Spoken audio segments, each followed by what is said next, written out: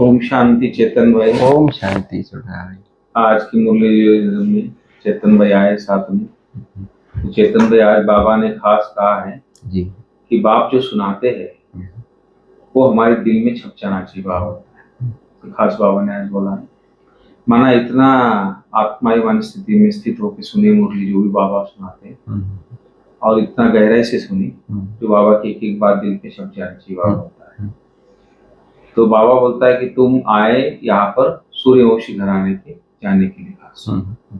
तो बाबा सूर्यवंशी घराने की राजधानी स्थापन करने आए। तो बाबा ने बोला कि हमारा सुदर्शन चक्र घूमते रहना चाहिए, जो हमारा सतयुग से लेकर जो 500 कटरी बाबा ने बोला है, सतयुग, त्रेता, द्वापर, कलयुग और संगम युग, ये पूरा चक्र बाबा का सुदर्शन चक्र घुमाते रहो। तो इससे बाबा को तुम रिफ्रेश होते रहोगे। जैसे बोले गर्मियों में पंखे होते हैं तो उसमें पंखे के नीचे बैठते हो रिफ्रेश होते हो, सुख का अनुभव करते, एसी के अंदर सुख का अनुभव करते। तो बाबा भी हमको एयर कंडीशन की टिकट देने आए। तो एयर कंडीशन की टिकट अभी जो ले लेगा वो पूरा कल्प सतयुग से कलयुग के अंत तक वो खुश भी रहेगा, रिफ्रेश भी होता रहेगा और उसका आनंद भी लेता रहेगा जीवन का। तो ये मेन अभी वर्तमान समय मेन फाउंडेशन है। तो बाबा ने खास इसके ऊपर आज मुरली चलाई और भी बहुत सारी बातें डिटेल अंदर में है, थोड़ा आप विस्तार से बताइए। जी ओम शांति। ओम शांति। आज 4 मई 2024 की मुरली रिवीजन कर रहे हैं जी। आज प्यारे बाप दादा ने मुरली में हम सभी बच्चों को सुदर्शन चक्रधारी बनाया है। जी। क्योंकि जैसे दुनिया में कहा जाता है रिफ्रेश होने के लिए कहीं बाहर जाते हैं या दोस्तों के साथ बैठते हैं या ठंडी हवा खाने जाते हैं। आज बाबा ने पंखा है इसका भी उदाहरण दिया। जी।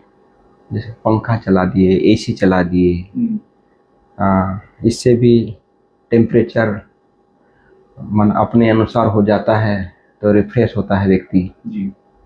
तो ऐसे ही पूरे कल्प हम लोग पाठ बजाते हैं। हम आत्माएं आदि से अंत तक पाठ बजा रही हैं और यहाँ पर भी सवेरे से लेकर रात तक एक दूसरे के साथ संबंध संपर्क में आना, सेवा करना और कई प्रकार की स्थिति परिस्थिति भी आती है जी। इससे भी थकावट होती है जी। तो बाबा ने कहा ये सब ना हो इसके लिए रिफ्रेश हमारी बुद्धि सदा रहे, हमारा तन और मन रिफ्रेश रहे। इसके लिए स्वदर्शन चक्र, स्व का दर्शन, आत्मा आदि से लेकर अंत तक पूरे संगम युग तक जी कैसे पाठ बजाती है इस आत्मा के में भरा हुआ है जी। उसको आदि अनादि स्वरूप से लेकर, जैसे बाबा 5 स्वरूप बताते हैं, अनादि स्वरूप, आदि स्वरूप, पूज्य स्वरूप, ब्राह्मण स्वरूप, फरिश्ता स्वरूप। बिल्कुल। बाबा ने कई बार मुरली में भी कहा है कम से कम 108 बार सुदर्शन चक्र ये सब चलता रहे तो बुद्धि भी रिफ्रेश रहेगी, बाबा की याद भी रहेगी और तन भी रिफ्रेश रहेगा। यदि बुद्धि मन थकावट है तो तन भी थकावट हो जाती। यदि हमारा कितना भी थकावट हो जाए और बुद्धि रिफ्रेश हो जाए एकदम तो एकदम तरोताजा हो जाता है व्यक्ति। इसलिए कई बार बाबा कहते हैं ना कि आप आबू रोड से माउंट आबू भी यदि पैदल चलते हैं बाबा की याद में सुदर्शन चक्र चलता रहे तो थकावट नहीं होगी, क्योंकि अवस्था ऊंची है। अवस्था ऊंची। हाँ। पर अपना चेतन में एक बात याद आई मुझे, आपने जो बोला थकावट ना हो, रिफ्रेशमेंट हो और एकदम हल्कापन हो। जी जी। तो जैसे हम हिल स्टेशन जाते हैं, जैसे माउंट आबू जाते हैं, हाँ। तो वहाँ पर थकावट की फीलिंग नहीं होती। जी हाँ सही। और जब हम रात को लेटे थे तो सुबह एकदम फ्रेश होते जैसे थे। जाते हैं। कहीं भी स्टेशन पे जाते हैं तो एकदम उसका अलग ही अनुभव होता है, हाँ, वहाँ का क्लाइमेट का, हाँ, वहाँ का वातावरण। वैसे मुझे लगता है हम अगर ऊंची स्थिति में रहेंगे तो भी थकावट नहीं होगी। हम जो अंदर में फंसे रहते हैं ना, जी जी जी, तो उससे थकावट ज्यादा थकावट होती हो है। जाती है। इसलिए बाबा कहते हैं बीच बीच में हम जब सुदर्शन चक्र चलाते रहेंगे जी। तो रिफ्रेश भी रहेंगे, बाबा की याद भी रहेगी, है ना, और इस हम अपने स्वरूप में भी स्थित रहेंगे, जी। सत्य की दुनिया भी याद रहेगी, जी। है, और हमारा राज्य भी याद रहेगा, और बाबा कहते हैं इसे चक्रवर्ती राजा रानी भी बनेंगे। बिल्कुल। तो कई जैसे श्री कृष्ण जी को भी सुदर्शन चक्र दिखाया है। जी। सुदर्शन चक्र केवल वो माना दूसरों को मारने के लिए नहीं, हिंसक नहीं है वो। जी। सुदर्शन चक्र है माया को समाप्त करने के लिए, अगर वो भी दूसरों विघ्नों को समाप्त देवता करने थोड़ी के लिए, कहेंगे। हाँ, हिंसक हो गया ना फिर तो। विकारों को समाप्त करने के लिए, विकारों का हाँ। तो इसलिए बाबा हम बच्चों को कहते हैं कि सुदर्शन जब हमारा चलता रहेगा, और बाबा कहते हैं इसमें बहुत ज्यादा समय नहीं लगता है, सेकंड का बात है। यदि जब हमारी बुद्धि में जब ये आ जाता है तो सेकंड में सब बातें रिपीट हुई हो जाती है, कुछ सेकंड में। तो और बाबा ने फिर आज कहा कि विष्णुवंशी, विष्णुवंशी के पहले शिववंशी, फिर बाबा आकर हमको सूर्यवंशी बनाते हैं।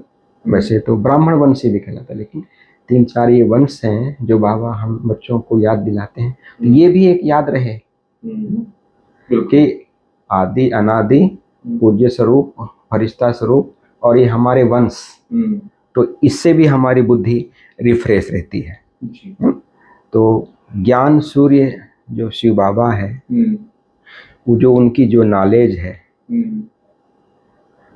उससे जो हमें जो प्राप्ति होती है और जो अनुभव होता है, उसे जो पावर आती है, जो हमारे विघन कहो विकर्म कहो ये नष्ट होते हैं, तो हम ऑटोमेटिक रिफ्रेश रहते हैं। जब रिफ्रेश रहते हैं तो दूसरों को भी रिफ्रेश कर सकते हैं। यदि हम स्वयं रिफ्रेश नहीं हैं, हम मुरझाए हुए हैं, थके हुए हैं, तो थका हुआ व्यक्ति कैसे दूसरों को रिफ्रेश करेगा? इसलिए बाबा ने कहा ये रूहानी स्पिरिचुअल यूनिवर्सिटी है। कितनी बड़ी यूनिवर्सिटी है जिसमें भगवान आकर हम बच्चों को पढ़ाते हैं और सूर्यवंशी देवी देवता बनाते हैं। ये कितनी बड़ी यूनिवर्सिटी है। तो बाबा का जो ज्ञान है इतना सहज है, और सहज से सहज है, लेकिन प्राप्ति ऊंचे से ऊंची है। बाबा ज्ञान का सागर है। आज बाबा ने कहा बीज रूप है, आज वृक्षपति है, बृहस्पति है ना, बृहस्पति की दशा बाबा हम बच्चों को बैठाते हैं। हाँ, तो ये सब चीजें जब याद रहता है कि ऑलमाइटी अथॉरिटी है, दुख हरता सुख करता है, आज मुरली के आधार पे बता है। ऐसे तो भगवान की महिमा अपरम अपार है, लेकिन आज की मुरली हम रिवीजन कर रहे हैं, तो मुरली के आधार पर जो बाबा ने कहा है, और फिर बाबा ने कहा है भगवान वाच अपने को आत्मा समझ पारलौकिक बाप को यदि याद करते हैं तो इससे हमारे विक्रम भी विनाश होते हैं और उच्च पद भी पाते हैं।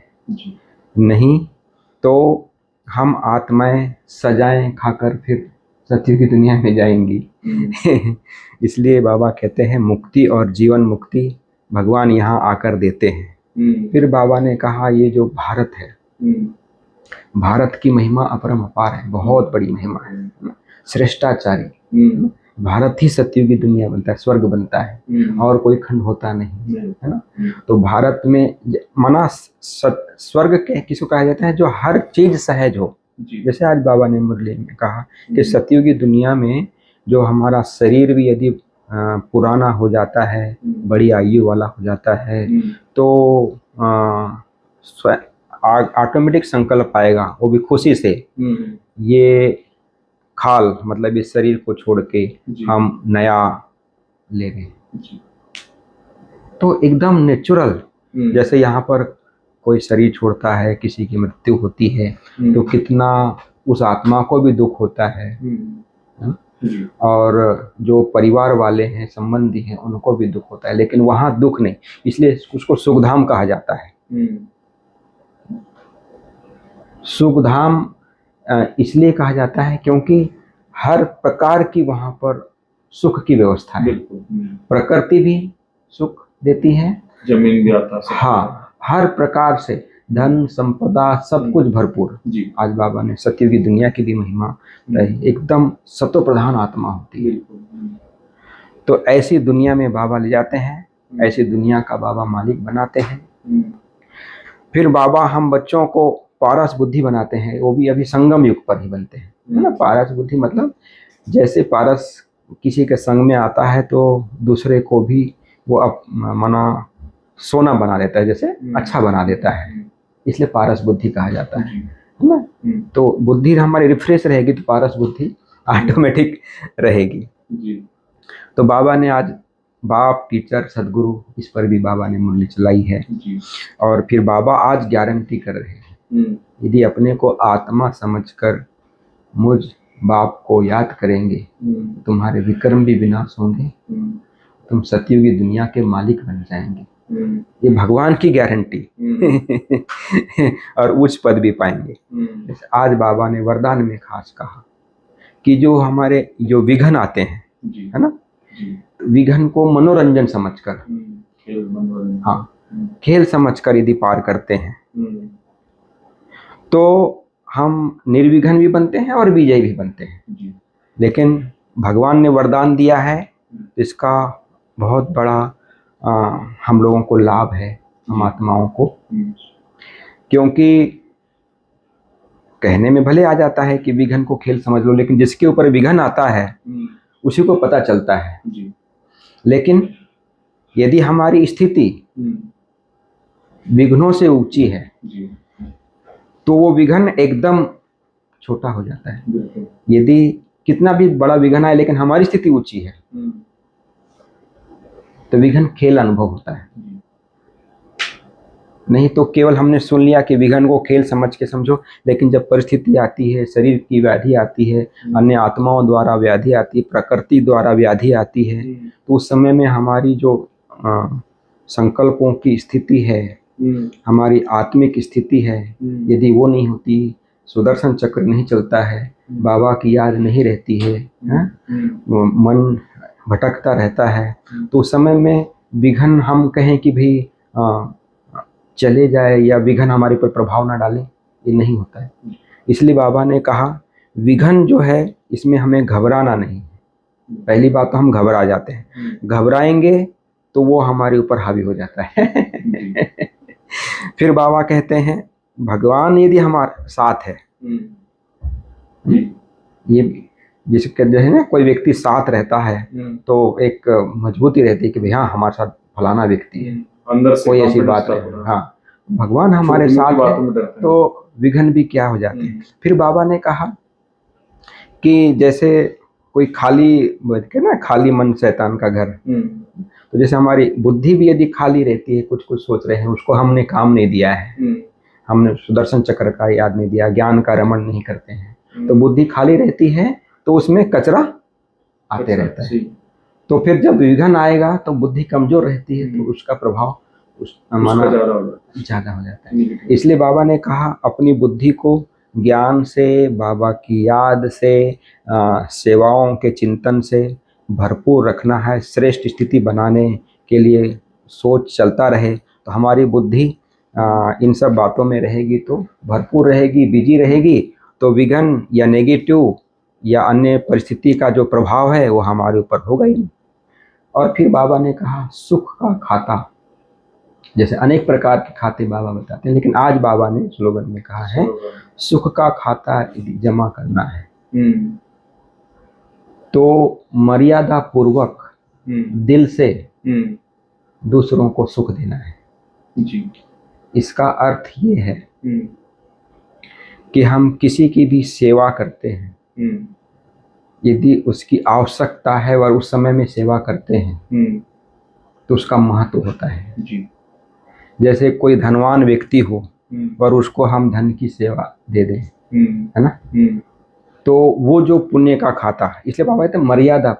जैसे कोई बाबा के घर में मेहमान आते हैं जी, जो हमारी यज्ञ की नियम मर्यादा व्यवस्था बनी हुई है उस अनुसार यदि हम सुख देते हैं, है ना, व्यवस्था देते हैं। बाबा ने ये बात की कहावत, हाँ हाँ मर्यादा की लकीर के अंदर है। हाँ, तो ये हमारे फिर सुख का खाता जो है वो जमा होता है अकाउंट में। बिल्कुल।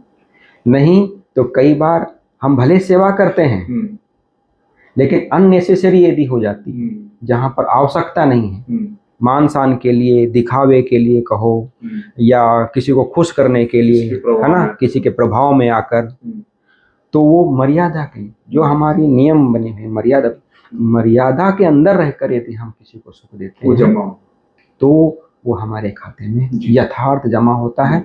और जब जमा की पूंजी हमारे में आत्मा में रहती है तो जो भरपूर रहता है वो सदा स्थिर रहता है, अचल रहता है, दूसरों को भी सुख दे सकता है। यदि भरपूर नहीं है तो दूसरों को भी सुख कैसे देते हैं। तो ये थी प्यारे बाप दादा की आज की मुरली, जिसमें बाबा ने हम बच्चों को सुदर्शन चक्रधारी बनाया है। जो भी बाबा कहते हैं वो दिल पर हमारे छप जाए, दिल से यदि हम आत्मिक स्थिति में स्थित होकर और निश्चय बुद्धि होकर यदि हम बाबा की मुरली सुनते हैं, बाबा की वाणी सुनते हैं, तो वाणी महावाक्य हमारे दिल पर छप जाते हैं। और बाबा ने कहा सदा रिफ्रेश रहने के लिए सुदर्शन चक्र हमारा चलता रहे। और फिर हमारी जो ब्राह्मण वंशी हैं, शिव वंशी हैं, विष्णु वंशी हैं, ये भी हमारी बुद्धि में घूमता रहे। सत्युग की प्राप्ति का भी हमारी बुद्धि में घूमता रहे, है ना। पूरा सुदर्शन चक्र ड्रामा के आदि मध्य अंत की नॉलेज हमारी बुद्धि में चलती रहे, तो बाबा की याद भी रहेगी, बाबा की गारंटी भी याद रहेगी, और हमारा वायदा भी याद रहेगा, और हम विघन से भी मुक्त रहेंगे, निर्विघन भी रहेंगे, विजयी भी बनेंगे, और सुख का खजाना भी हमारे में भरपूर रहेगा। ओम।